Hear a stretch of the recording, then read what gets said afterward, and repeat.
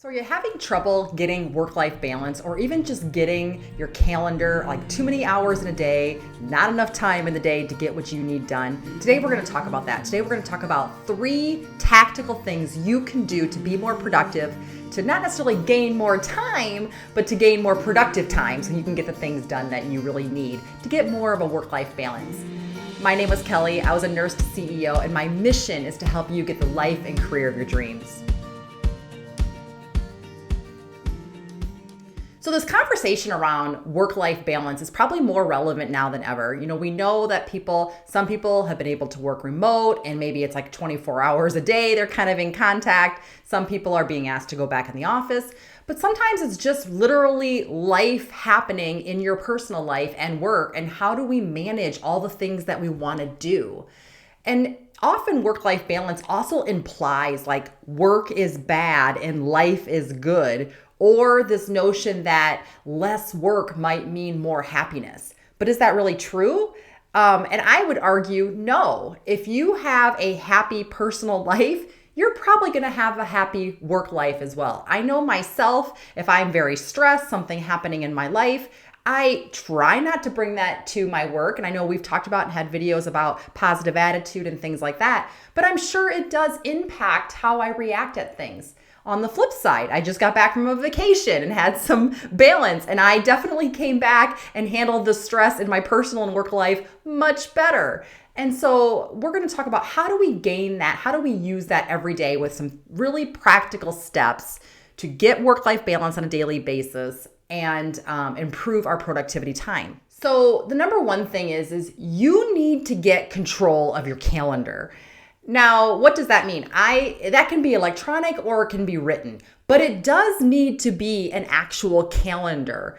And this actually needs to be, everything needs to be written down on the calendar, meaning not just your work meetings. And if you looked at my calendar, you would see lots of work meetings, and I'm sure many of you have that as well. But maybe you don't. Maybe you have appointments, or maybe you work inside the home, or you work in a different way, self-employed in that, and your business is a little different.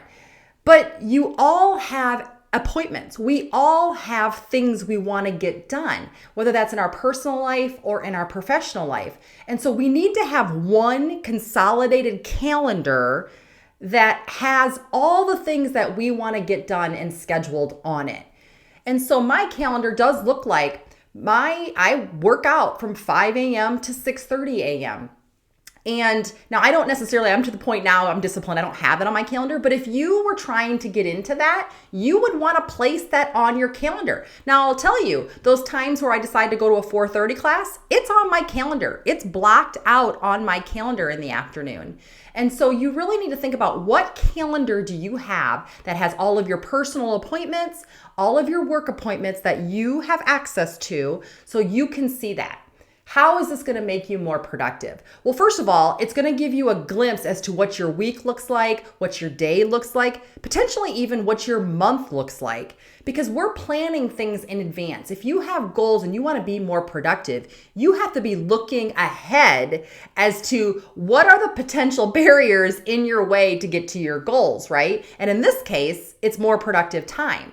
So getting control of your calendar is vital to being more productive. Then you need to really look at, okay, in that calendar, what is causing me stress?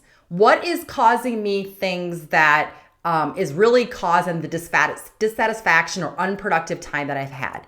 And yes, I can talk about, are you doing too much Netflix or scrolling on your phone? And all of those things.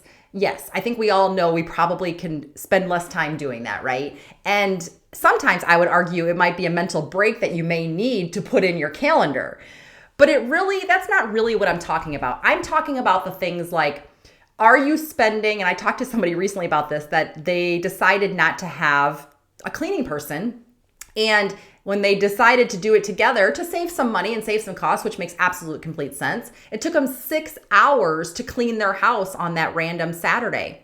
And then the person said, gosh, I could have made, $800 if I had actually worked that versus spending the $200 for the cleaning person. So those are the kind of things that you really need to think about. What are the activities that you can hire out and that you can budget in your plan to allow you to be more productive?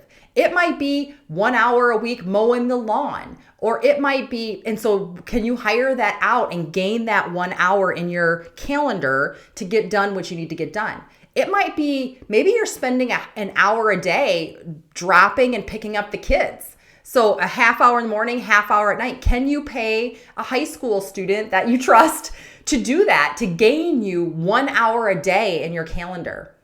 What does it look like to gain more time in your calendar? And you may not even realize what those times are, again, until you get control of your calendar and understand what does your day look like that's going to allow you to be more productive. So the whole point is to gain more time in your calendar to be productive so that you can get the things done that you want to get done. Whether that's work, a work project, maybe it's volunteering, maybe it's, you have your kids' events. And so what does that look like that you need to A, either not do it all, B, delegate to someone else, or C, hire it out? I also talked to somebody recently that said, gosh, I'm trying to eat healthier, but by the time I have my kids' events and I'm trying to work out and I have work, I just don't have time to cook the meals that I need to do. So maybe you're budgeting 2 times a week a meal prep. Maybe it's a delivery service if you have that option. Maybe it's, you're researching the restaurants and you're doing a DoorDash on a healthier option because that's what you need 2 to 3 times a week to get in the workout or to make time to spend with your kids or to work on that volunteer project.